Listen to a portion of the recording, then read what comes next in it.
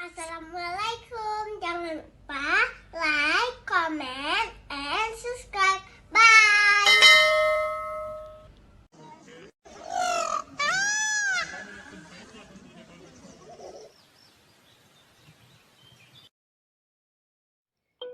Ikhlas Hati Channel.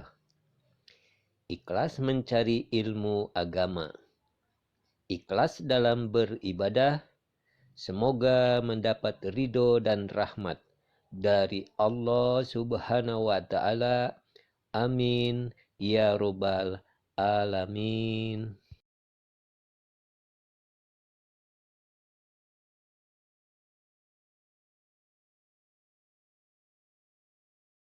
Assalamualaikum warahmatullahi wabarakatuh. Waalaikumsalam warahmatullahi wabarakatuh. Alhamdulillahi rabbil alamin. Wassalatu wassalamu ala asyrafil anbiya'i wal mursalin wa ala alihi wa ashabihi ajma'in. Raditu billahi rabba wa bil islami dinan wa bi Muhammadin nabiyyan wa rasulah. Rabbi ishrah li sadri ويسر لي أمري واحلل عقدة من لساني يفقهوا قولي اللهم اجعل جمعنا هذا جمعا مرحوما وتفرقنا من بعده تفرقا معصوما. Kaum muslimin dan muslimat sidang jamaah subuh yang dirahmati Allah, kita sudah memasuki surah Al-Mutaffifin, atau nama lainnya adalah surah Wailul lil Mutaffifin, atau yang ketiga namanya surah At-Tatfif, ya, Tatfif. Jadi Ibnu Jarir di dalam tafsir beliau, termasuk Ibnu Abbas, itu Mutaffifin itu maknanya al-qalil, sedikit ya. Apa makna sedikit? Mengurangi timbangan sedikit, korupsi sedikit, menzalimi orang lain sedikit, ya, cuma sedikit, ya. Tetapi efeknya itu besar. Jadi makanya nanti kita masalah pada yang maksiat, saya cuma buat maksiat sedikit, ya. Bukan masalah sedikitnya, tapi kita sudah buat maksiat. Saya korupsi cuma sedikit, bukan masalah sedikitnya, tapi kita sudah berbuat maksiat. Dalam beribadah begitu juga. Ibadah itu bukan masalah banyaknya, tidak. Tidak ada nanti ketika di hari kiamat mana orang yang banyak ibadah, banyak tahajud, tidak. Jadi masalahnya apa? Walaupun ibadah itu sedikit kata Ibnu Abbas, tetapi ibadah itu khusyuk karena Allah itu lebih baik daripada as-salat tulal lail, salat sepanjang malam. Kita bangun tengah malam, salat dari jam 12 sampai jam 4 atau setengah 5, tapi tidak khusyuk ya. Jadi kata Ibnu Abbas, lebih baik salat setelah Isya 2 rakaat tapi khusyuk, itu lebih baik daripada salat tulal lail. Ini kita cerita tentang apa al-qalil, kita belum masuk ini. Ini seperti begini dalam Al-Qur'an itu. Allah mengatakan walanabluwannakum bisyai'in minal khaufi wal ju'i wa naqsin minal amwal sampai habis. Ini kata Ibnu Abbas li taklil. Taklil juga ini sama seperti taklil. Jadi artinya ujian kita di dunia ini cuma sedikit. Jadi kita ketakutan di dunia ini, takut tidak bisa bayar utang, takut ini, takut itu, kita gundah. Itu hanya bagian kecil kata Allah Subhanahu wa Ta'ala dari azab Allah. Itu bagian kecil. Minal khawfi wal ju'i. Jadi kalau pada masa Nabi Nuh alaihissalam mereka itu tidak turun hujan selama 40 tahun, itu masalah kecil kata Allah. Itu kecil sekali. Ya, makanya Allah katakan dunal azabil akbar. Di dunia ini azabnya azab kecil-kecil yang diberikan oleh Allah. Jadi belum azab besar lagi. Maka coba bayangkan saja kalau di padang mahsyar nanti lebih dahsyat lagi dari ini. Coba bayangkan saja seorang yang tidak selamat ketika sakratul maut. Bayangkan saja dia di alam barzakh bagaimana. Jadi ini cuma azab kecil ya, sedikit ya. Ini sama juga seperti ini al-mutaffifin. Makanya Rasulullah mengatakan begini kepada Aisyah, iyyaki wa muhaqqiratidz dzunub. Wahai Aisyah, hati-hati kamu itu berbuat dosa kecil. Karena semua dosa yang kamu lakukan itu akan dimintai pertanggungjawaban oleh Allah Subhanahu wa Ta'ala, sekecil apapun itu. Uniknya surah ini, Ada yang mengatakan turunnya di Mekah. Ada yang mengatakan turunnya di Madinah. Ada yang mengatakan turunnya di antara Mekah dan Madinah. Ya. Nanti sebagian orang yang memahami setengah-setengah, ini mereka memahami begini, penilaian Al-Quran ini. Kenapa begini? Kok nggak jelas? Katanya di Mekah, katanya di Madinah, katanya di antara Mekah dan Madinah. Jadi rupanya setelah dicek ayat ini, ada sebagian ayat turun di Mekah, ada sebagian turun di Madinah, ada yang turun di antara Mekah dan Madinah. Ya, jadi yang boleh ini. Tetapi kalau kita merujuk ke dalam tafsir Sawi yang kita pelajari sekarang ini ayat yang pertama sekali turun ketika Nabi sampai di Madinah. Ya. Jadi waktu sampai di Madinah, itu kan banyak sahabat-sahabat yang ketika mereka menjual sesuatu itu dikurangi timbangannya supaya dapat laba banyak. Kalau kita nanti kalau ini kurang baju kan ada buku, ya baju dalam buku. Kemudian kain sedikit saja kita kurangi. Besi, jadi besi kita speknya itu kita ini kan besi 12, tapi kita ini kan besi 10, ya. Kan cuma 2 bukan baju, ya 2. Masalahnya bukan baju itunya, masalahnya wailun itu masalahnya. Ya. Kaum muslimin sedang jemaah dirahmati Allah. Maka ketika itu turunlah ayat ini, wailul lil mutaffifin. Waktu turun ayat itu, para sahabat takutnya luar biasa. Kenapa? Karena ancaman ini. Jadi makanya kata Imam As-Sa'di, ayat ini mengandung al-wa'id wa 'adzab. Ini mengandung ancaman dan azab bagi orang-orang yang mengurangi timbangan. Apa saja ya. Ini sama seperti kaum Madian. Kaum Madian intinya bukan mengurangi timbangan sebenarnya. Inti mereka itu tidak mau menyembah dan patuh pada Allah. Cuma sampingannya apa? Mereka itu rata-rata semuanya pedagang dan mengurangi timbangan. Jadi di timbangan mereka itu diletakkan untuk pemberat. Sehingga ketika dijual 1 kilo, tidak sampai 1 kilo, kurang 1 on atau berapa. Kejadian ini dilihat oleh Nabi Syuaib ketika itu diperintahkan oleh Allah Subhanahu wa taala, perintahkan mereka untuk memperbaiki timbangannya. Ketika itu kaum Madian marah kepada Nabi Syuaib alaihissalam. Ketika marah, Allah mengatakan, tugas kamu sudah selesai, sekarang kamu keluar dari kampung ini. Wahai Syuaib, sebentar lagi akan saya azab mereka. Fa akhadhathumur rajfatu fa asbahu fi darihim jathimin. Di dalam surah Al-A'raf. Makanya ada 2 kelompok yang diazab oleh Allah dengan gempa, sekali gempa mereka mati, Pak. 2 kelompok saja. Yang pertama kelompok Madian, yang kedua kelompok pembangkang Nabi Saleh alaihissalam, kaum Samud. Tidak ada di dunia ini yang digoncangkan sekali goncang oleh Allah mati semua, tidak ada dari 2 kelompok ini. Fa akhadhahumur rajfah. Dari mana kita tahu gempanya sekali gempa? Di tak marbutah itu. Ini tak marbutah ini ya dulu alal marrah, menunjukkan kepada sekali. Ya. Jadi artinya apa? Di dalam Al-Quran itu biasanya kan ada gempa sebentar ini, gempa sebentar seperti kita. Ini tidak ada. Sekali gempa semua habis. Ya. Itu pun cuma ada 2 ayat di dalam Al-Quran. Fa akhadhathumur rajfatu fa asbahu fi darihim jathimin. Dan anehnya lagi, cuma 2 kelompok ini di dalam sejarah yang digempakan sekali gempa mereka mati, dan mereka matinya tangannya itu memegang kakinya. Tidak ada kaum lain di dalam Al-Quran yang mereka mati memegang kedua kakinya kecuali kaum Samud dan kaum Madian. Dari mana kita tahu? Jathimin. Jathimin itu di dalam kajian ilmu balaghah, di dalam kajian tafsir Ibnu Asyur, Jathimin itu duduk, kakinya itu tangannya memegang kakinya ya gitu ya. Jadi matinya mereka seperti itu.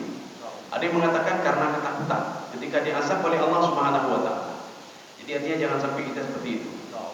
Makanya kalau ketika dicek kembali oleh sejarawan, ketika dicari, kalau ada yang matinya seperti ini, itu tidak ada lain kecuali kaum Samud dan kaum Madian. Tapi ketika nanti Madian itu di mana? Madian itu di Yordania. Samud itu di mana? Di antara Madinah, di antara Arab Saudi dan Yordan. Artinya dekat-dekat juga itu. Kaum muslimin sidang jemaah dirahmati Allah. Tetapi kalau para sejarawan menemukan mayat yang mati itu di Yordania itu terbujur, itu berarti bukan kaum Madian dan kaum Samud. Kaum Madian dan kaum Samud semua matinya seperti ini, Jathimin. Kaum muslimin sidang jemaah dirahmati Allah. Jadi sekarang kita lanjut kemari. Tapi kalau di dalam tafsir Jalalain beliau mengatakan itu Makkiyah. Di dalam tafsir Sawi beliau mengatakan Makkiyah iya, Madaniyah iya. Kemudian ada juga yang mengatakan bainal Makkah wal Madinah, di antara Makkah dan Madinah. Tapi kalau kita melihat ke dalam tafsir Sawi, beliau mengatakan ayat ini turunnya di Madinah. Kenapa di Madinah? Karena pertama sekali kejadiannya di Madinah, mengurangi timbangan. Jadi jumlah ayatnya itu wasalasun 36 ayat. A'udzu billahi minasyaitonir rajim. Bismillahirrahmanirrahim. Wailul lil mutaffifin. Kenapa tidak ada waw di sini? Kenapa di dalam surah Ar-Ra'aita alladzi yukadzibu biddin di situ ada fawailul lil musallin. Ini kok tidak ada fa di sini? Fawailul lil musallin pada surah itu fa sababiyah namanya. Ya, ini kita akan bedakan. Nanti ada yang bertanya dua-dua kalimatnya wailul lil mutaffifin, satu lagi fawailul lil musallin. Itu fa itu adalah fa sababiyah. Di fawailul lil musallin. Kenapa fa sababiyah? Makanya orang salat itu ada dua tipe. Ada yang masuk surga, ada yang masuk neraka. Ya. Orang yang salat ya. Tapi orang yang mengurangi timbangan tidak ada. Orang mengurangi timbangan sedikit masuk ini, orang yang mengurangi timbangan banyak ini tidak ada. Orang yang mengurangi timbangan memang betul-betul mereka itu wailul lil mutaffifin. Tetapi kalau fa tadi adalah fa sababiyah. Kenapa orang yang salat itu masuk ke dalam neraka? Sebab mereka melalaikan ibadah salat. Ya. Bahkan ada beberapa tafsiran begini. Yang lebih parahnya apa? Ada yang mengatakan fawailul lil musallin, dia salat tapi tidak khusyuk termasuk ke dalam kelompok itu. Kita minta kepada Allah mudah-mudahan tidak itulah, bukan itu maknanya. Walaupun ada sebagian penafsir yang menafsirkan seperti itu. Jadi tubuhnya hadir, tetapi hatinya tidak hadir dalam ibadah salat. Itu termasuk fawailul lil musallin. Ya, nauzubillah min dzalik. Tapi ada juga yang mengatakan fawailul lil musallin. Beliau orang salat, tetapi ketika azan berlangsung, nanti sajalah. Ini melalaikan ibadah salat namanya. Ketika dia berada di tempat atau di mana saja ketika azan, nanti aja. Dia salat bukan tidak salat. Ini orang seperti ini, gara-gara dia seperti itu, fawailul lil musallin. Itu fa sababiyah. Menyebabkan dia masuk ke dalam neraka itu adalah kelalaian dia dalam melakukan ibadah salat. Jadi meremehkan ibadah salat. Sebentar lagi. Apa salahnya ketika azan kita pergi sebentar saja, 5 menit saja kita salat? Apa salahnya? Ketika kita sibuk di kantor, dipanggil oleh Allah untuk ibadah salat, itu kan refreshing. Kita sudah sibuk di kantor dari pagi sampai jam 12 atau jam 1, kan ini penuh problem. Makanya Allah mengatakan untuk meringankan problemmu, ambil wudu, salat dulu. Ini kita kan pepek begini. Allah kata kau, ulah boleh. Tapi ada kau, ya nih. Waktu asar begitu juga sudah azan lagi. Ambil wudu sebentar. Maka Rasulullah mengatakan salat itu waktu istirahat, refreshing. Salat itu refreshing. Maka ketika habis salat itu kita akan ada aktivitas lagi. Waktu asar disuruh wudu dan salat lagi, refreshing lagi. Maka orang-orang salat itu tidak pernah stres. Orang salat itu tenang sekali hidup. Kenapa? 5 waktu dia melakukan ibadah salat dan tepat waktu. Kaum muslimin sedang yang dirahmati Allah. Ini bedanya dengan fawailul lil musallin, dengan wailul lil mutaffifin. Kalau wailul lil mutaffifin memang sudah jelas. Kalau itu tidak, hanya orang-orang yang lalai dalam salatnya fawailul lil musallin. Tetapi kalau dia tidak lalai dalam ibadah salatnya, maka tidak ada wail untuk dia. Sekarang masalahnya, wail itu apa? Ya. Karena tidak ada neraka wail. Kalau ada yang mengatakan ada neraka wail, tidak ada neraka wail. Jadi neraka itu apa? Neraka ada 7. Jahannam, lava, sa'ir, sakar, jahim, utama hawiyah. Itu wail itu apa wail sebenarnya? Maka ada kekeliruan di dalam penerjemahan. Memang ada beberapa terjemahan. Di situ dibuat neraka wail. Ini apa di sini? Celaka ya? Ya, celaka. Ya, jadi bukan neraka lagi. Ada beberapa terjemahan yang lalu itu dibuatnya neraka wail. Neraka wail lah. Ya. Tidak ada neraka wail. Wail itu orang Arab menggunakan kalimat itu. Ini seperti kata Imam As-Sa'di, kata Imam Al-Qurtubi, kata Ibnu Abbas lagi. Wail itu apa? Bukan Ibnu Abbas tidak termasuk. Al-halak, celaka. Wail Waili, ya waili, celaka saya, celaka saya. Ya hasrata, ini dalam Al-Quran. Ya hasrata ala ma farrattu. Celaka saya. Saya sudah berbuat ini, saya sudah berbuat maksiat. Itu namanya ya hasrata, ya waili.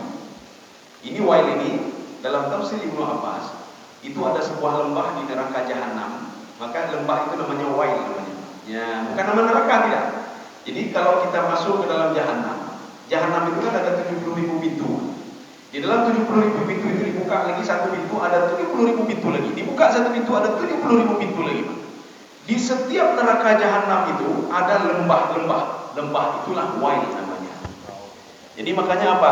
Ketika Allah menyebutkan kalimat wail, artinya apa? Lebih parah lagi dari neraka itu. Lembah neraka. Ya. Jadi artinya tidak main-main masalah mengurangi timbangan. Walaupun yang kita lakukan cuma sedikit sekali. Ya. Maka hati-hati para pedagang. Jadi artinya menjual dan menipu orang lain. Jadi dikatakan ini begini, bukan di sini saja. Di Timur Tengah banyak juga orang menipu penggenggo. Dia pakai double V-nya dengan Sofi dengan get yang get kayak pun get. Waktu patutnya kayak tukar yang lain. Ketika kita mau bayar di tukar yang lain. Jadi bukan kita saja. Ini sudah umum ini. Ini sudah umum sekali. Orang yang mengurangi timbangan karena mereka ingin laba yang banyak. Ya. Kaum muslimin sekalian yang dirahmati Allah. Jadi wail ini adalah lembah neraka. Seperti Rasulullah SAW mengatakan kepada para sahabatnya, wahai sahabatku, ittaqu jabbal hazan. Wahai sahabatku, takutlah olehmu jabbal hazan. Ditanya oleh sahabat, ya Rasulullah, apa itu jabbal hazan? Dan kenapa engkau cuma bicara sama kami saja? Kenapa tidak engkau bicara sama orang-orang kafir Quraisy, sama orang-orang musyrik, sama orang-orang munafik? Kenapa kepada orang beriman ya Rasulullah? Artinya Rasulullah kenapa ngomong ini pada orang beriman? Takutlah olehmu jabbal hazan. Apa kata Rasulullah? Rasulullah ngomong seperti itu karena mereka para penghafal Al-Quran. Rasulullah takut mereka berbuat jahat. Rasulullah ngomong kepada orang yang paham agama, paham fikih dan lain sebagainya. Rasulullah takut mereka berbuat jahat. Maka orang yang berilmu berbuat jahat dibandingkan dengan orang bodoh yang berbuat jahat, lebih parah orang berilmu berbuat jahat dibandingkan orang bodoh yang berbuat jahat. Kalau orang bodoh yang berbuat jahat karena dia tidak tahu. Tapi kalau orang yang berilmu berbuat jahat, dia tahu apa yang dia lakukan itu. Jadi makanya Rasulullah mengatakan ittaqu jabbal hazan. Sahabat bertanya, wa ma jabbal hazan ya Rasulullah? Apa itu jabbal hazan ya Rasulullah? Sebuah lembah kata Rasulullah, wadin fi jahannam. Nah inilah wail ini. Sebuah lembah yang berada di dalam neraka jahanam, uiddat lil qurra'in marra'in. Dipersiapkan bagi orang penghafal Al-Quran, pembaca Al-Quran, penelaah Al-Quran, marra'in, dia ria. Yang main Quran gabung ria itu supaya kalau digo. Jadi makanya ada konsep ria di dalam kitab tasawuf itu. Jadi kalau kita ingin mengetahui kita ria atau tidak ria, itu mudah sekali. Ketika kita baca Al-Quran, dilihat orang lain, kita bertambah semangat untuk baca Al-Quran, itu sudah ria, ini ria. Ketika kita bersedekah dan bertambah semangat kita untuk bersedekah karena dilihat oleh orang lain, ini ria. Ketika kita beribadah begitu juga. Ketika beribadah, ibadah kita makin bertambah gara-gara dilihat oleh orang lain, itu sudah ada unsur riya. Ya. Yang seperti kita bahas kemarin ya. Untuk mengetahui kita dengki atau tidak dengki pada orang lain, ya mudah sekali itu diberitahukan oleh hati kita. Ada nanti mengatakan, "Lu hana dengki, gitu pula hana dengki." Saya tidak dengki sama sebulan, tapi hati tidak bisa berbohong. Jadi cara mengindikasi kita dengki atau tidak pada orang lain. Ketika kita lihat orang lain, dia naik pangkat. Kita lihat orang lain, dia diberikan rezeki yang banyak oleh Allah. Kita lihat orang lain, dia kendaraannya baru ganti kendaraan dan lain sebagainya. Hati kita merasa mudah dulu, berarti kita dengki pada orang lain. Ya, nampak pak dan yang tak dibacara ada debu dengki. Drone pak menyuruhkan dan tetangga drone, belum motor baru. Drone nama dadu ada, berdadu. Akhirnya dengki mana? Menyuruh nama dadu ada dengki. Ya, menyuruh dadu ada, dadu. Yang berarti dengki. Begitulah dengki pak. Maka hati ini hebat sekali. Dia bisa memberikan sinyal kepada tuannya kalau dia sudah berbuat maksiat.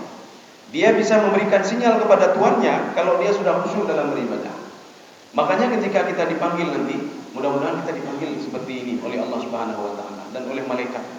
Ya ayyatuhan nafsul mutmainnah irji'i ila rabbiki radiyatan mardiyah. Wahai jiwa-jiwa yang tenang, Kenapa dipanggil jiwa yang tenang? Kenapa tidak dipanggil wahai ahli tahajud, wahai ahli puasa, wahai ahli sedekah, apakah jiwa yang lain? Karena hakikat ibadah itu ketenangan jiwa.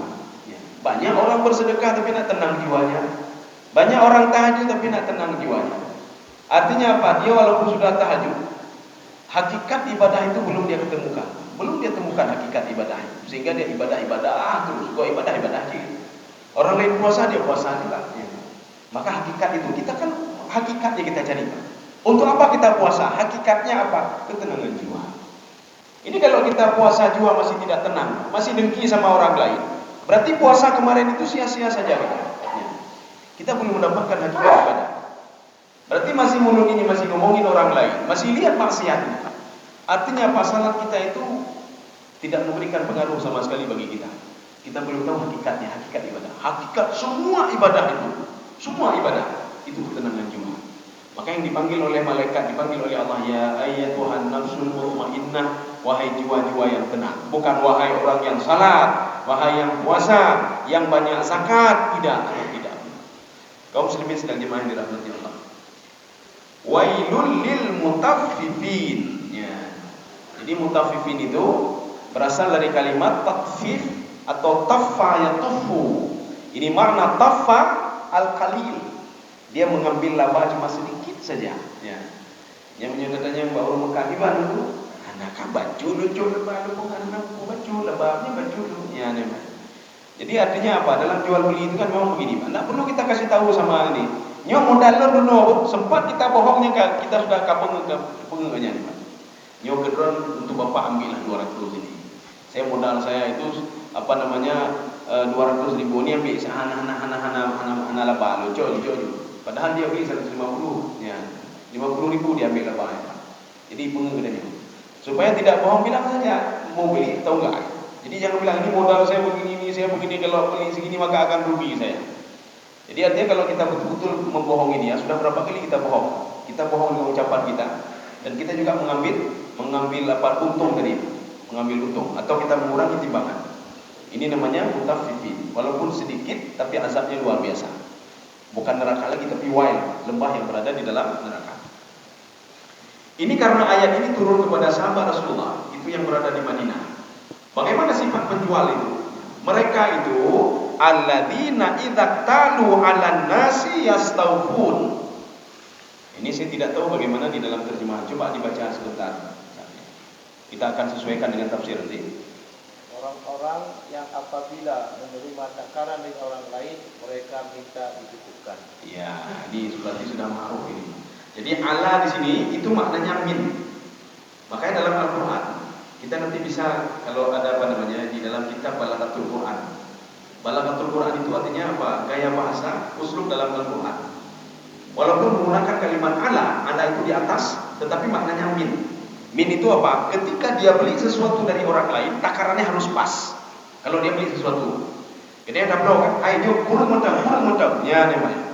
Kalau kita beli sesuatu, tetapi kalau orang lain beli kepada kita kurangi timbangan dia. Ya. Ini yang terjadi pada masa sahabat Rasulullah SAW. Lebih parah lagi begini. Ya. Maka harus naiki ini, harus minta izin. Kalau tidak ada izin, kita sudah memasukkan suatu hal yang haram ke dalam mulut kita. Ini sebagaimana yang terjadi pada seorang ahli sufi ketika beliau beli korma. Ya, kita kan bulan puasa kan korma pasti kita konsumsi.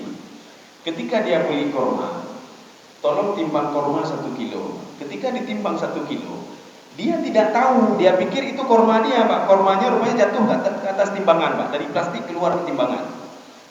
Dari plastik keluar di samping timbangan itu. Dia pikir punya dia, akhirnya dia ambil korma itu, dia makan, Pak. Rupanya itu bukan korma timbangan itu, tidak, korma yang jatuh ke bawah tadi. Dia pikir jatuh dari plastik dia, akhirnya dia makan, Pak. Ketika dia makan, dia beribadah, padahal 1 korma yang dia makan. Dia beribadah, dia berdoa kepada Allah, dia ahli sufi. Ketika itu apa? Ada 2 malaikat yang berdialog. Apa kata malaikat pertama? Rugi dia beribadah. Ditanya oleh malaikat kedua, ada apa? Dia mendengar dulu. Dia makan haram. Padahal yang dimakan cuma korma tadi, Pak. Menurut dia itu korma punya dia. Ya. Akhirnya apa? Mereka terus berdialog 2 malaikat ini, Pak. Sebelum dia minta maaf kepada orang itu, rugi sia-sia ibadahnya selama ini. Takutnya dia luar biasa. Dia cari apa kesalahan saya. Saya tidak makan haram. Rupanya dia teringat. Sebelum dia berangkat itu, dia ada beli korma, dia ada makan korma. Menurut dia itu adalah korma yang keluar dari timbangan dia. Rupanya tidak korma yang jatuh dari tempat jualan itu. Dia makan itu. Dia pikir dari timbangan itu jatuh. Dia cari penjual korma itu. Akhirnya penjual korma sudah meninggal dunia. Gara-gara satu biji korma saja. Akhirnya dia cari mana ahli warisnya. Ada ahli warisnya, berapa orang itu. Ditanya ada apa? Saya sudah makan korma punya ayahmu ini. Saya minta kamu tolong izinkan saya. Saya tidak nyaman saya ibadah selama ini. Oh boleh, tapi jangan minta izin sama saya saja. Keluarga saya banyak, minta izin semua sama anak-anaknya. Ya, akan saya minta izin, semua saya minta izin. Padahal satu korma saja.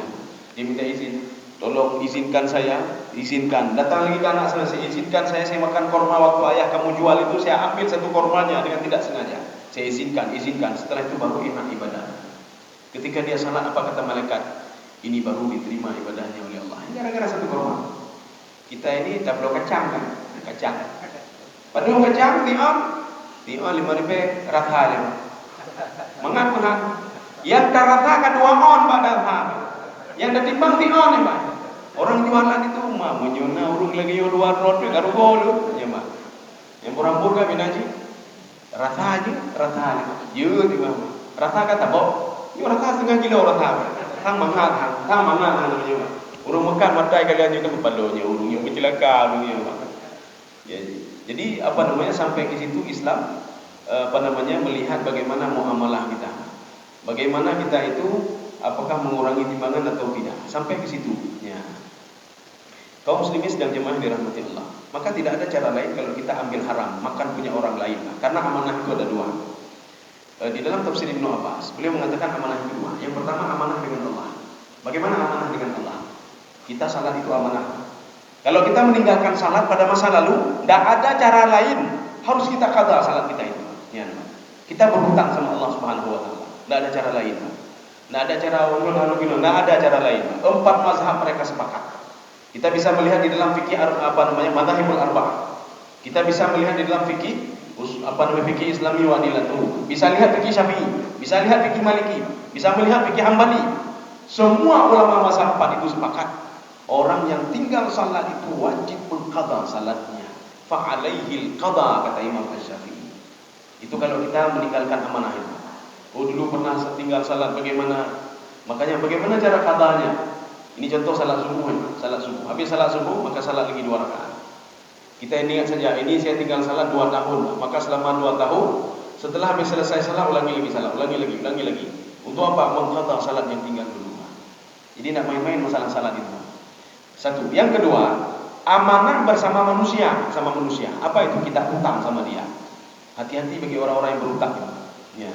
Makanya kata Imam Ghazali, bagaimana kalau si fulan itu berhutang kepada si fulan? Harus wajib dia kembalikan. Bagaimana kalau si fulan sudah meninggal dunia? Maka Imam Ghazali mengatakan cari ahli warisnya. Berikan hartanya kepada ahli warisnya. Bagaimana kalau tidak ada ahli waris lagi? Ya, ahli waris nanti. Karena nanti pengusaha Pak Lun. Jadi kayaknya gak gedruk, gak gemuk. Iki banjara le. Lun tanya pokon. Lun lalu pukul di mangan urung jemu. Pun pukul lah pokoknya nak kurun di mangan. Menyota aja padu-padunya kecukup jai kan. Dan hanya cara lain berupa urungnya. Bapak ketemu sama itu, tidak ada lagi orang yang sudah meninggal. Bapak ketemu sama ahli warisnya, tidak ada lagi ahli warisnya pun tidak tahu dia. Bagaimana caranya? Ya, saya ungkapkanlah pendapat Imam Ghazali kepada beliau. Bapak ambil harta bapak bawa ke masjid dengan niat ini pahalanya untuk orang itu. Ya, ada cara lain. Oh kalau saya tidak punya duit bagaimana? Ya, tidak punya duit. Johanna peng, Johanna gimana caranya? Dia sudah meninggal, ahli waris tidak ada. Saya pun tidak punya duit, mengapa? Bagaimana memberikan ini? Apa kata Imam Al-Ghazali? Berdoalah kepada Allah. Ini kata Imam Ghazali, ini sudah yang terakhir. Berdoalah kepada Allah. Mudah-mudahan orang yang meninggal tadi ketika di padang mahsyar tidak menuntut saudara. Tapi kata Imam Ghazali, saya tidak berani menjamin orang yang meninggal itu tidak menuntut. Tidak menjamin saya. Urung yang hutang, Pak. Jangan salah kita, Pak. Walaupun kita sudah meninggal, walaupun hutang cuma 10 ribu saja, itu dalam hati orang yang dia tetap hutang lebih 10 ribu, hutang lebih 10 ribu. Itu hati-hati pada orang ini. Kenapa? Kita akan membayar hutang kita itu dengan amal ibadah kita nanti di padang mahsyar. Padahal cuma hutang 10.000. Tapi jangan gara-gara 10.000 itu amal ibadah kita sebagai pengganti. Akhirnya apa? Rugi kita salat, rugi kita puasa, rugi kita haji, rugi umrah, rugi kita tahajud, rugi baca Al-Quran, rugi kita bersedekah. Kalau sedekah, pahala sedekah itu kita berikan untuk orang lain. Ya. Kaum muslimin sedang jamaah yang dirahmati Allah. Ya, ini kita lanjut. Setelah itu kita buka tanya jawab. Jadi makanya alladzina idza talu 'alan nasi yastawfun. Yastawfun ini pas, harus pas. Dibuktikan kalau kita beli, ya, kita agen, katanya agen buah-buahan atau agen apa sajalah, kayak buah-buahan itu, buah-buahan itu. Kita agen apa saja. Ketika kita beli sama orang lain, yang timbangan baik mau kurang, bacu baik kurang. Nyoga kurang, nyona yang bro, nyoehan aja, progres Pak. Ini yastawfun namanya. Inilah yang dialami oleh pada masa sahabat. Sahabat ketika beli barang dagangan sama orang lain, dia dengan sangat teliti sekali. Ini kurang, ini begini, harus pas. Sudah. Tetapi kata Allah, wa idza kaluhum aw wazanuhum yukhsirun. Ketika mereka itu menjual kepada orang lain, ya dinakanya Pak Ibu orang dimangan Pak. Tadi ketika dia beli harus pas. Contoh lun agen, ya, lun agen buah-buahan, lun nyobah 20 kilo, lun cek, ya mana yang bro, lebih yang bro, yang kalau 20 kilo tambah, 20 kilo pas. Tetapi ketika saya jual sama orang lain, ini saya kurangi timbangannya. Ketika saya beli harus pas timbangannya. Waktu saya jual pada orang lain, saya kurangi timbangannya. Ini termasuk wailul lil mutaffifin. Hati-hati dengan sabda Rasulullah. Jadi Rasulullah itu tidak pernah bohong. Karena apa? Ketika Abu Sufyan adalah musuh Rasulullah SAW. Ini bisa kita ketemukan di dalam kitab Fathul Bari. Jadi waktu itu Abu Sufyan ketemu dengan Raja Kisra. Ketika ketemu ditanya, padahal Abu Sufyan kan musuh Rasulullah, musuh besar Rasulullah SAW, Abu Sufyan. Apa kata Raja Herakli itu? Siapa itu Muhammad itu? Apakah dia pernah membohongi kalian? Jadi Herakli itu nak kenal Nabi Muhammad. Apa jawab Abu Sufyan? Enggak, dia tidak pernah membohongi kami. Iya. Padahal Abu Sufyan adalah musuh besar Nabi Muhammad SAW. Dia tidak pernah membohongi kami. Kemudian ditanya lagi, apa yang dilakukan kepada kalian? Apakah dia mengambil untung dan lain sebagainya? Tidak. Diakui sendiri oleh Abu Sufyan. Dia cuma mengajak kami menyembah Allah, ya, yang telah menciptakan langit dan bumi. Dan dia menyuruh kami itu untuk tidak patuh kepada nenek-nenek moyang kami yang menyembah patung. Itu saja. Herakli heran, kenapa kalian tidak patuh sama dia? Ya.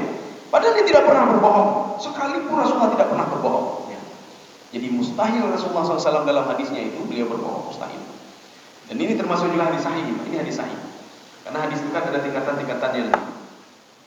Jadi hadis ini yang kita baca saja. Ini hadis ini dikutip oleh Imam Sawi. Khamsun bi khamsin. Ada 5, gara-gara 5 maka terjadilah 5 kata Rasulullah. Gara-gara kalian lakukan 5 hal, maka 5 hal ini akan terjadi. Kita lihat pada masa kita apakah terjadi ini atau tidak. Yang pertama kata Rasulullah, "Mana qadal ahdu qaumun illa sallallahu alaihim aduwahum." Kalau ada satu kaum, mereka tidak menepati janji lagi. Mereka pembohong, kaum itu kaum pembohong. Ya. Mereka berjanji ini tapi tidak menepatinya. Ingat saja kata Rasulullah SAW, ada orang lain yang akan menghancurkan mereka, baik secara ekonomi, secara apa saja. Ya. Jadi artinya apa? Hati-hati orang yang membohongi orang lain. Kalau mereka membohongi orang lain, hati-hati saja, akan ada musuh yang akan menghancurkan mereka dari semua segi, dari politik, ekonomi dan lain sebagainya. Ini yang pertama. Jadi artinya ini sama seperti firman Allah dalam Al-Quran.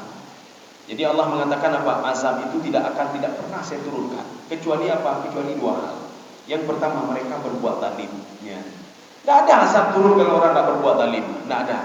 Azab itu turun karena seorang berbuat zalim. 1. Yang kedua, saya sudah memutus kepada mereka pendakwah tapi mereka tidak mau mendengar. Itu saja, 2 saja. Ya. Jadi tidak ada lagi. Jadi tidak ada karena Allah benci kepada dia, tidak ada. Ini 1, yang pertama. Yang kedua kata Rasulullah, "Wa ma hakamu bi ghairi ma anzalallah illa fasyafihim al-faqar." Jadi kalau ada hakim tidak adil, di sebuah kampung itu ada hakim, dia memutuskan keputusan yang tidak adil, maka satu kampung itu akan diberikan kefakiran oleh Allah Subhanahu wa taala. Jadi makanya itu tahu dia, di susah nyojak ke nurutah, itu tak, padahal kita negara kaya, tapi susah. Kenapa? Karena hakimnya kata Rasulullah SAW tidak berlaku adil seperti yang ditetapkan oleh Allah Subhanahu wa taala. Jadi makanya baik-baik dapat Allahnya, ya Allah, bukamino, kita lihat introspeksi diri dulu. Jadi kalau ada hakim yang tidak adil, maka satu kampung semuanya itu akan diberikan azab oleh Allah. Apa azabnya? Al-faqru, kefakiran. 2. Yang ketiga kata Rasulullah SAW, wa ma taharat fihim al-fahisyah ay zina illa fasha fihim al-maut. Nomor 3, kalau ada satu kampung, satu negeri itu hidup penzina semua di situ, zina itu sudah dianggap biasa, maka akan diberikan azab oleh Allah apa? Kematian selalu. Mati di sini, mati di sini, mati di sini, kematian di sini, kematian di sana. Kenapa? Karena zina itu sudah dianggap biasa. Di mana-mana sudah ada zina, ini zina.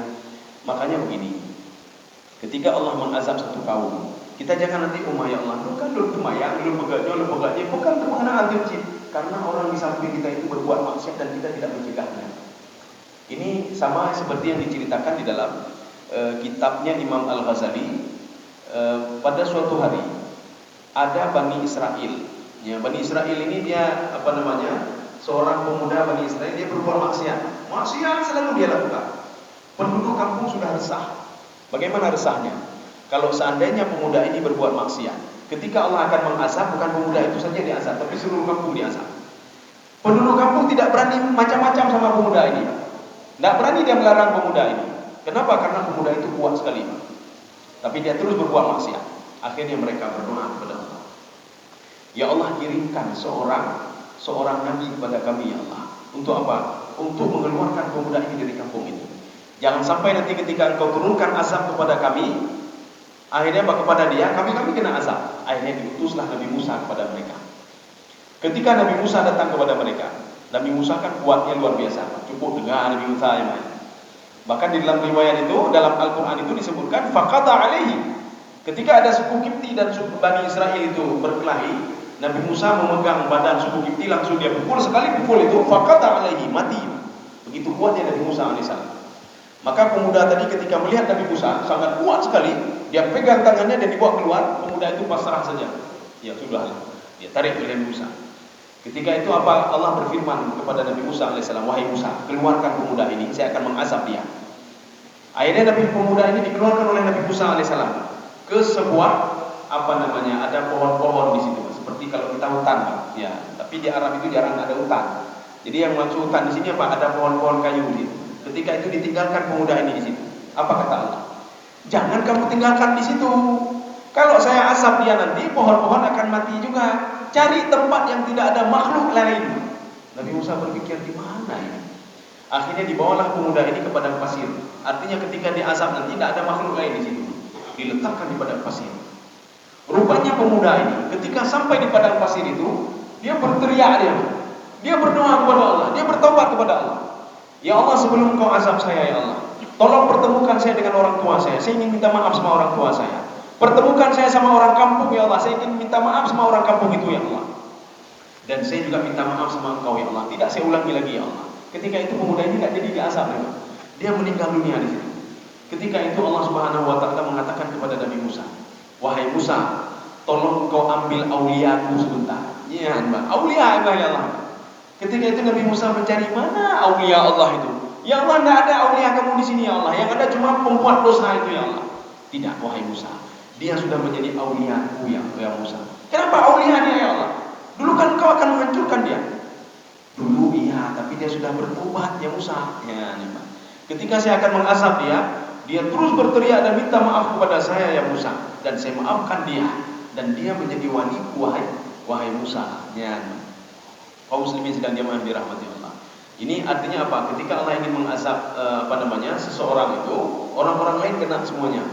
Yang berzina itu orang lain, tapi kita kena azabnya juga. Makanya untuk lepas dari azab itu, lakukanlah yang dilakukan oleh ada kelompok Bani Israel. Ada 3 kelompok. Kelompok yang pertama, ini yang kelompok yang diazab oleh Allah, mereka berubah wujud menjadi monyet, ya. Faqulu qiradatan khasiin. Walaupun nanti dalam satu tafsir lagi mengatakan jiwanya jiwa monyet, ya. Semuanya ingin dia. mengenyo pasal gede, apa pasal gede cok la ilah belum nyoba cok la ilah. Semua dia mau. Ya, jadi ada dua tafsiran. Pada Bani Israel ini ada satu kelompok yang selamat. Kita akan mencontoh kelompok yang selamat itu. Yang pertama, ini kelompok yang berbuat maksiat. Kelompok yang kedua, kelompok yang diam-diam saja. Apa kata mereka? Yang berbuat maksiat kan kelompok pertama. Lima ta'iduna qauman illahu muhlikuhum. Untuk apa kalian mendakwahi kaum yang berbuat maksiat itu? Allah kan akan mengazab mereka. Kita diam-diam saja. Untuk apa buat itu? Ini kelompok kedua. Kelompok yang ketiga, mereka secara baik-baik mendatangi kelompok pertama, jangan buat maksiat, nanti akan diazab oleh Allah, ya. Tapi mereka tidak mau dengar. Ketika diazab oleh Allah, yang diazab adalah kelompok pertama dengan kelompok kedua. Kelompok ketiga tidak diazab oleh Allah. Kenapa kelompok pertama diazab? Karena dia melakukan maksiat. Kenapa kelompok kedua diazab? Karena dia diam saja ketika melihat maksiat. Kenapa kelompok ketiga tidak diazab oleh Allah? Karena dia itu melarang orang lain berbuat maksiat. Maka kita ketika melihat maksiat, kita ngomong saja, "Hai, baik bubut ni, orang baik kenang kamu ni." Itu saja sudah cukup. Maka ketika diazab katanya hanya kenang. Yang kena mereka yang diam saja dan mereka yang berbuat maksiat. Ini sudah tiga. Sekarang yang keempat. Wa ma tafafful kaila illa mana'un nabat wa akhadhu bisinin minal qahti. Kalau ada satu kelompok yang mengurangi timbangan, padahal yang berbuat itu curang mereka, apa? Bukan kita. Kalau ada yang mengurangi timbangan, kata Allah Subhanahu wa taala, mana'u an-nabat. Saya haramkan, kata ini Rasulullah. Rasulullah mengatakan akan diharamkan bagi mereka buah-buahan. Maka nanti buah-buahan kadang-kadang tumbuh, kadang-kadang tidak, kadang-kadang subur, kadang-kadang tidak. Kemudian ada lagi disebutkan di sini, wa akhadhu bisinin minal qahti. Itu masa-masa apa namanya? Kemarau, kering, masa-masa kering. Maka janganlah, hati-hatilah kalian orang yang mengurangi timbangan, kata Rasulullah. Maka Allah akan mengharamkan kalian, tumbuh-tumbuhan akan diharamkan. Ini sebagaimana kelompok Nabi Nuh alaihissalam, pembangkang Nabi Nuh. Pembangkang Nabi Nuh itu sebelum ditenggelamkan oleh Allah, mereka ada di azab tiga azab oleh Allah. Yang pertama apa? Habasa anhumul matar. Ini ada dalam tafsir Al-Qurtubi. Habasa anhumul matar. Mereka tidak turun-turun hujan. Bayangkan saja bagaimana turun hujan. Bagaimana caranya kalau tidak turun hujan? Sumber air kan ada dua, dari hujan, kemudian satu lagi dari bumi yang mengeluarkan air. Maka ketika Allah Subhanahu wa taala ingin menenggelamkan pembangkang Nabi Nuh alaihissalam, itu tinggal apa? Allah mengatakan, air yang di bumi naiklah kamu, air yang di langit turunlah kamu. Faltaqal ma'u. Maka air langit dan bumi itu ketemu dia. Ya. Artinya apa? Kejepit. Kapal Nabi Nuh itu kejepit di antara dua air. Air bumi dan air langit. Ya. Bayangkan saja. Jadi artinya apa? Air itu sudah naik tinggi sekali dan juga mereka hampir sampai ke tempat sumbernya turun hujan. Ketika itu Allah mengatakan, ketika sudah mentok itu, apa Allah katakan? Ya ardhu bla'i ma'aki wa ya sama'u aqli. Wahai bumi, cukup, sekarang kamu telan kembali airmu, kata Allah. Maka air itu turun dan patuh kepada perintah Allah. Dia turun. Kemudian Allah mengatakan, wa ya sama'u aqli. Wahai hujan, berhenti kamu, jangan turun lagi. Airnya apa? Air itu jadi kering. Jadi makanya kalau kita itu mengurangi timbangan, hati-hati saja, kata Allah, akan diberikan seperti pembangkang Nabi Nuh alaihissalam. Pembangkang Nabi Nuh yang pertama, habasa anhumul matar. Jadi hujan itu tidak pernah turun selama 40 tahun lamanya. Yang kedua, wa aqama arhamu nisaihinna 40 sanah. Jadi wanita-wanita mereka itu tidak bisa melahirkan selama 40 tahun. Berarti mereka enggak punya keturunan 40 tahun. Yang ketiga, fahalakat mawashihim wa zuruhum. Semua tanaman itu mati. Hewan-hewan mati semuanya. Ya, gara-gara apa? Mereka membangkang kepada Nabi Nuh alaihissalam. Makanya ketika itu fasaru ila Nuhin, mereka mendatangi Nabi Nuh. Apa kata Nabi Nuh alaihissalam? Tidak ada cara lain, fastaghfiru rabbakum, minta maaf kepada Allah, beristighfarlah kepada Allah. Maka kita di bulan suci Ramadan ini, Pak, inilah momen untuk beristighfar, momen untuk mengakui dosa kepada Allah, momen untuk minta maaf kepada Allah Subhanahu wa taala. Tapi kalau urusan itu amanah dengan manusia, minta maaf kepada manusia, maka baik malai-malai, Pak. Makanya Imam Ghazali mengatakan ada dua cara untuk minta maaf. Apalagi nanti waktu Idul Fitri, ya, Pak. Cara yang pertama, kata Imam Ghazali, kamu harus mengungkapkan kesalahan kamu sama dia. Kalau tidak sah, kata Imam Ghazali. Saya dulu punya salah pada kamu, luncok ada ron, lunji ada ronnya, kan? Lunta murah, ada lulu kaitin, luncoknya. Harus buka, kata Imam Ghazali. Satu. Yang kedua, cara kedua, kalau tidak memungkinkan kata beliau, nanti akan memunculkan masalah baru, maka salam saja, hai jemaah, maafkan ya kalau saya punya dosa, maafkan ya. Kenapa? Karena kalau kita ungkapkan masalah itu akan muncul masalah baru. Dulu yang ngomongin kamu itu sehingga kamu dipecat itu saya. Oh, madron Pak ya. Ini apa? Kamu muncul masalah baru, ya Pak. Jadi artinya apa? Tidak usah diungkapkan saja kata Imam Ghazali. Jadi kamu pegang saja tangannya, kamu ucapkan mohon maaf ya. Nyup yang dalam hati apapun dalam hati maafkan. Karena kita ini di padang mahsyar tidak bisa lari dari dua hal ini, Pak.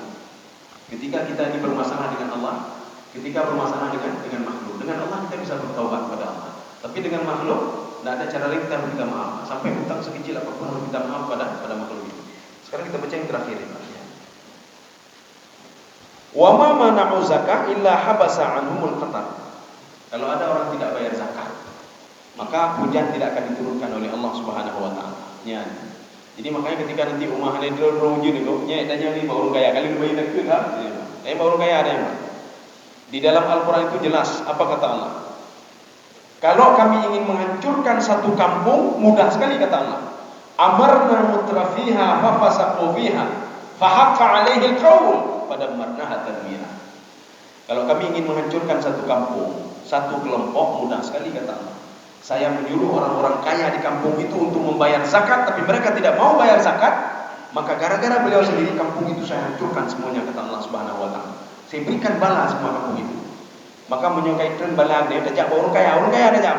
Ai kali bayar zakat dah, dan kai bayar zakat nya tumpornya orang kaya, mana lain. Kali bayar zakat, menyai pengali orang kaya, kali bayar zakat berarti ada masalah lain kita dengan Allah Subhanahu wa taala. Jadi saya rasa cukup sekian. Jadi tadi katanya jam 7.40. Ini ada waktu 7 menit lagi. Ya, 7 menit lagi.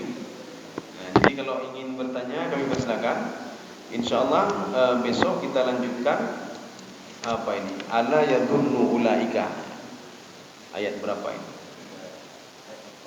Ayat 4 ya. Ya. Insyaallah besok pagi kita lanjutkan ayat 4. Ada yang bertanya? Kami silakan.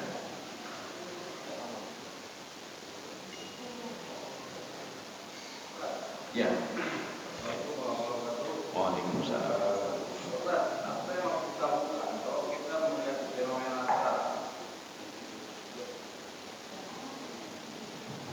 Itu kan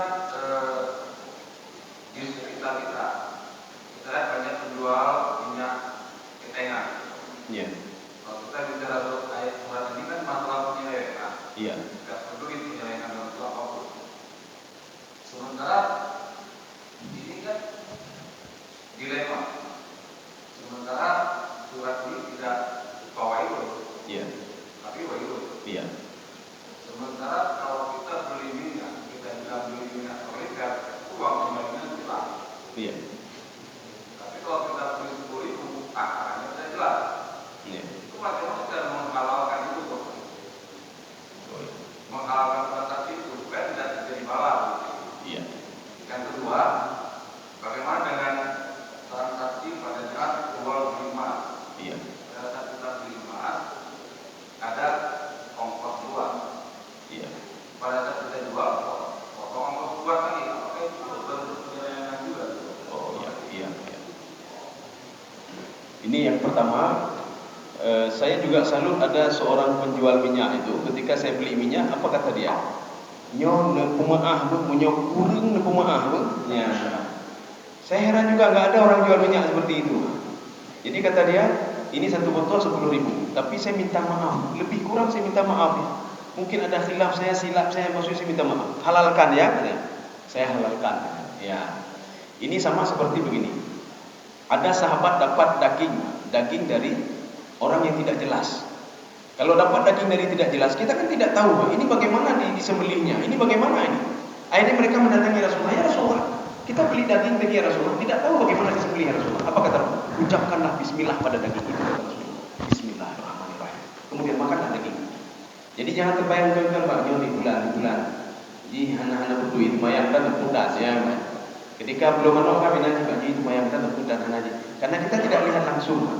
Jadi makanya kita ambil saja hadis itu. Rasulullah ketika didatangi oleh sahabat, Rasulullah mengatakan baca saja bismillahirrahmanirrahim. Jadi karena kita begini, kalau masalah makanan itu efeknya pada ibadah nanti. Makanya kalau kita banyak makan haram, itu ibadah itu makin susah. Ini yang pertama. Yang kedua, Rasulullah mengatakan kalau ada satu tetes saja, satu titik saja yang haram di dalam badan kita, fannaru aula bihi. Neraka lebih cocok. Jadi artinya kita tidak akan masuk ke dalam surga, artinya masuk ke dalam neraka dulu. Maka hati-hati kalau kita mengurangi timbangan orang lain. Jadi artinya kalau kita yang beli sama orang lain, ya nak repot pula, dah anggap dia ya Allah, nyonya belum sedekah ya Allah. Nyukur belum sedekah. Cuma dia nanti bermasalah dengan Allah. Dia saja bermasalah. Walaupun dia jual 10.000 padahal itu kurang nanti dia dengan itu bermasalah dia dengan Allah. Kita sudah lulun sedekah ya Allah. Lulun sedekah ya. Jadi artinya kita pun tidak tahu kan kita halalkan satu. Yang kedua, itu tidak ada masalah sebenarnya. Itu ongkos istilahnya kan. Jadi artinya ini ongkos ketika mereka beli kan hanya kira ongkos leh. Karena apa? Ongkos itu mereka yang buat, ongkos juga. Ini ongkos juga begini. Itu karena sudah seperti apa istilahnya kita ingin jual beli. Ini ongkos ya. Ini materai dan lain sebagainya sebagai ongkosnya bayar pada saya. Jadi bukan artinya melebihkan. Kita ngutang Pak. Pinjam duit 1 juta. Ketika itu ini 25.000 bukan baliknya ya, tapi ongkos administrasi. Beli ini kan perlu beli juga. Beli ini. Jadi kamu harus bayar 1.050.000. 50.000 itu bukan riba, tidak. Bukan saya ambil untung dari itu, tidak. Artinya apa? Ongkos ketika kita buat perjanjian harus ini, buat itu ada namanya. Ya. Jadi sama juga seperti tadi. Jadi artinya ini ongkosnya ya. Sebelum dibelikan ada begini, ada begitu dan lain sebagainya. Memang sudah dikatakan sebelumnya. Jadi tidak ada masalah. Cuma yang tidak boleh itu nanti yang riba itu apa? Menjual misil dengan misil. Nanti itu bisa tanya sama fikih lah. Ya, tanya sama fikih. Jadi artinya menjual barang yang sama itu tapi nilainya berbeda. Nanti itu tanya sama fikih lah. Nanti ada riba fadal, ada riba nasi'ah, ada riba dan lain sebagainya. Tapi kalau mereka sudah mengatakan ini ongkosnya, emas ketika kami ambil kan nggak gitu saja jadi kami buat dulu ongkosnya dan lain sebagainya. Tapi ketika mau jual, kan ada ongkos lagi Pak. Artinya nggak sudah dipotong uang ongkos kan? Itu tidak ada masalah. Tidak ada masalah. Jadi hanya ada pegang, ayo kayak ongkos lah, ongkos Pak. Ini sama seperti begini. Ketika kita punya emas. Ketika sampai 1 tahun itu wajib bayar zakat. Ya, wajib bayar zakat 2,5%. Apabila emas itu disimpan. Tapi apabila emas itu dipakai, maka tidak wajib bayar zakat. Maka kalau ada orang kredit sebelum mau sampai 1 tahun dia pakai itu emas, bayar bayi. Maka pakai itu bayar bayi. Yang kredit ini banyak. Ya. Jadi dia nanti setelah itu dia buka lagi. Ya. Jadi dia sudah sampai berapa? 86 gram lah sana. 86 gram ya. Maka wajib bayar zakat. Maka kalau tidak bayar zakat, famanahu al-kitab. Maka nanti bukan dia saja yang bermasalah, orang-orang lain juga bermasalah. Hujan tidak akan turun, tidak diberikan hujan. Kalau turun pun hujan, itu bukan hujan rahmat, bukan hujan berkah dan bukan hujan rahmat, tapi hujan laknat. Hujan turun tapi banjir, hujan turun tapi tanaman mati, hujan turun tapi membawa bala. Demikian. Saya rasa cukup sekian saja. Mudah-mudahan ada manfaatnya bagi saya sendiri dan jemaah sekalian. Subhanallah bihamdika, asyhadu an la ilaha illa anta, astaghfiruka wa atubu ilaik. Assalamualaikum warahmatullahi